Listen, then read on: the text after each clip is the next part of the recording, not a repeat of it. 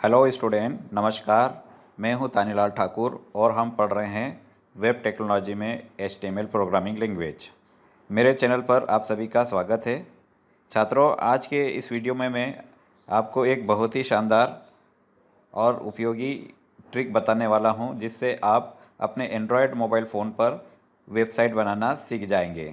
इस वीडियो को देखने के बाद आपको कंप्यूटर या लैपटॉप की आवश्यकता ही नहीं पड़ेगी। बिना कंप्यूटर और लैपटॉप के भी आप अपने एंड्रॉयड मोबाइल फ़ोन से वेबसाइट को बना सकते हैं। छात्रों, इस वीडियो को स्किप न करें और अंत तक ज़रूर देखें, क्योंकि यह वीडियो बहुत ही इंटरेस्टिंग होने वाला है। इस वीडियो को पूरा देखने के बाद आपके अंदर इतना कॉन्फिडेंस आ जाएगा कि आप अपनी स्वयं की वेबसाइट अपने मोबाइल के ऊपर बहुत आसान तरीके से बना सकते हैं। और हाँ, यदि आप इस चैनल पर नए हैं तो प्लीज़ मेरे चैनल को सब्सक्राइब कर दें, और यह वीडियो आपको पसंद आए तो लाइक और शेयर ज़रूर करें। अब हम बात करते हैं कि मोबाइल फ़ोन पर HTML की कोडिंग कैसे करें। तो सबसे पहले आपको अपने मोबाइल फ़ोन के गूगल प्ले स्टोर में जाना है और वहाँ पर सर्च ऑप्शन में यहाँ पर दिखाई दे रहा है an writer free HTML editor. इस पर क्लिक कर देना है। इसके बाद इंस्टॉल बटन पर क्लिक करके इस ऐप को हमारे एंड्रॉयड मोबाइल पर इंस्टॉल करना है। तो मैंने यहाँ पर इंस्टॉल बटन पर क्लिक कर दिया है। छात्रों, यह कुछ समय आपके इंटरनेट की स्पीड के अनुसार लेगा। अब यह ऐप डाउनलोड हो चुका है और इंस्टॉल हो रहा है। तो छात्रों, यह ऐप हमारा इंस्टॉल हो चुका है। अब हम मेन स्क्रीन पे आ जाते हैं। तो मेन स्क्रीन पर यहाँ पर यह आइकॉन दिखाई दे रहा है एन राइटर फ्री।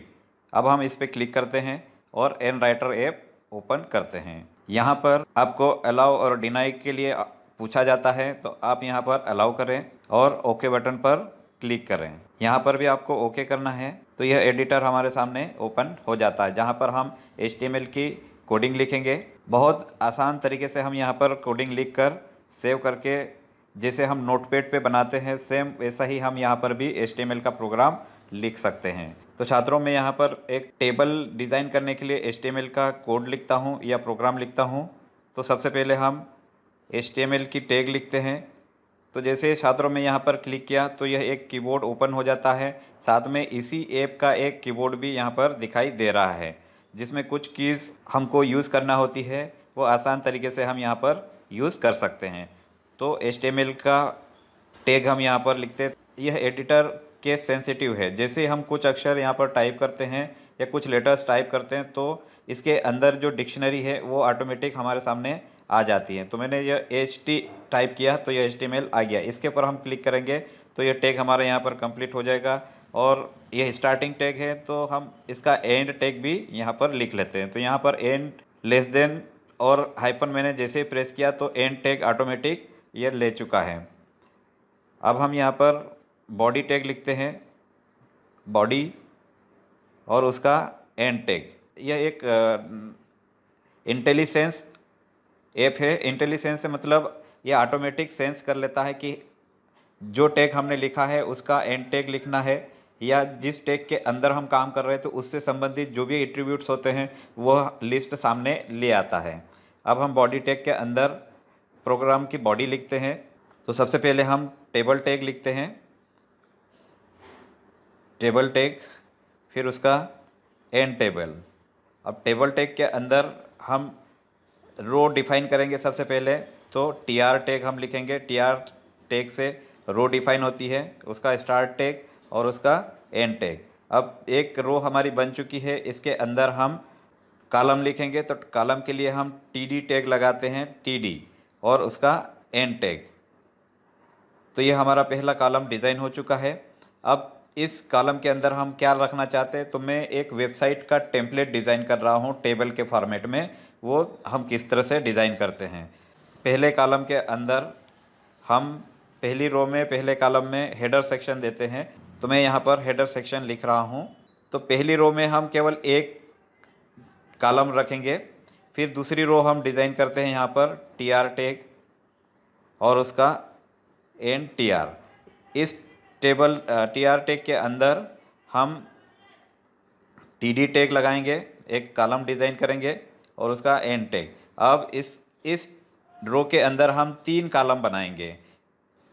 तो पहला टीडी में हम लिखते हैं ऐड सेक्शन, फिर दूसरा टीडी हम यहीं पर लगाते हैं यानी दूसरा कॉलम और उसका एंड टीडी।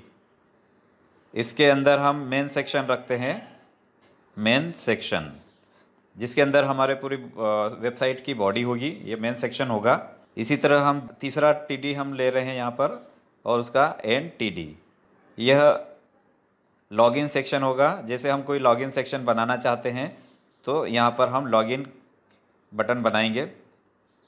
यह हो गया हमारा दूसरा रो कंप्लीट। अब हम तीसरा रो डिज़ाइन करते हैं टीआर से और उसका एन टीआर। अब इसके अंदर भी हम एक कॉलम लेंगे टीडी और उसका एन टीडी।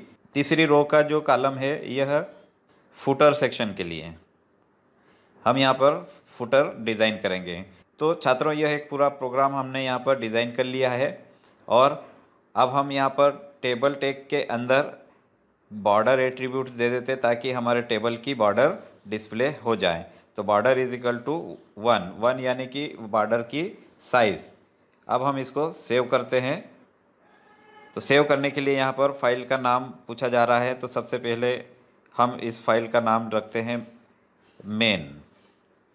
main.html। छात्रों, यहाँ पर मैंने पिछले वीडियो में बताया था कि जब भी आप अपने HTML फाइल या जो कोड बना रहे हैं या प्रोग्राम लिख रहे हैं तो उसके जो फाइल का नाम हम लिखते हैं उसके साथ में .html एक्सटेंशन लिखना ज़रूरी है, तभी वो ब्राउज़र की फाइल में सेव होगा और वहाँ पर ब्राउज़र के ऊपर में रन होगा।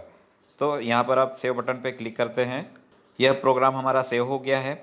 अब हम यहाँ पर रन बटन पे क्लिक करते हैं तो हमारा इस प्रोग्राम का प्रीव्यू दिखाई देगा। हमारा जो वेब पेज है किस तरह डिज़ाइन हुआ वो दिखाई देगा, रिजल्ट डिस्प्ले होगा। देखिए छात्रों, यहाँ पर यह एक आउटपुट हमारे सामने डिज़ाइन होकर आ गया है। तो header section, ad section, main section, login section और फुटर सेक्शन। लेकिन यहाँ पर देखिए पहले ही रो के अंदर 2 कॉलम दिखाई दे रहे हैं, जबकि हमें एक ही कॉलम चाहिए। तो ये 3 कॉलम को मर्ज करना है एक कॉलम के अंदर। तो उसके लिए हम एट्रीब्यूट लिखते हैं कॉल स्पान और कितने कॉलम को हमको मर्ज करना है तो 3। तो यहाँ पर कॉल स्पान 3 कर दिया। इसी तरह हम फुटर के अंदर भी कॉल स्पान करेंगे तो कॉल स्पान यहाँ पर भी हम 3 देंगे। अब वापस हम सेव करेंगे क्योंकि जितनी भी बार हम लिखते हैं उतनी बार हमको सेव करना होता है, क्योंकि हर बार मॉडिफिकेशन होता है। तो मॉडिफिकेशन के बाद सेव करने के बाद ही रिज़ल्ट हमारा चेंज आएगा। यहाँ पर मैं वापस सेव कर दिया, सेविंग द फाइल। अब रन बटन पे क्लिक करते हैं तो देखिए छात्रों, यहाँ पर हमारा जो पहला रो था उसके अंदर जो कॉलम्स थे वो एक कॉलम के अंदर मर्ज हो चुका है। इसी तरह फुटर के अंदर भी 3 कॉलम को एक कॉलम में मर्ज कर दिया है। तो इस तरह हमारे वेबसाइट का एक स्ट्रक्चर डिज़ाइन होता है। तो छात्रों, इस ऐप के द्वारा आप अपने मोबाइल फ़ोन के ऊपर बहुत आसान तरीके से वेबसाइट बना सकते हैं। तो छात्रों, आज का वीडियो यहीं समाप्त होता है। आप सभी का बहुत बहुत धन्यवाद।